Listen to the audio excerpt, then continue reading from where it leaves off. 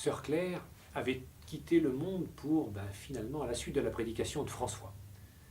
Et après quelque temps, bien longtemps encore après, elle souhaitait pouvoir manger simplement un jour avec François. Elle lui en fait plusieurs fois la demande et François jamais ne lui donne cette consolation.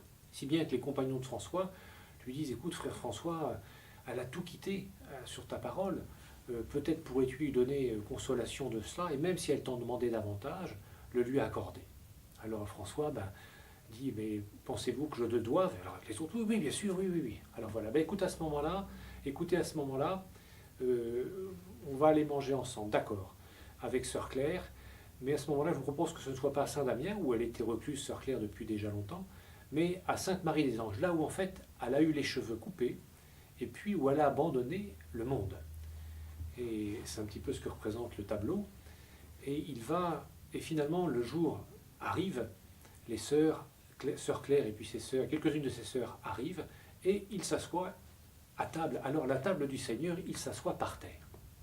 Et là, au début du repas, dès le 1er mai, François commence à parler de Dieu, mais si suavement, si merveilleusement, que la grâce de Dieu les inonde.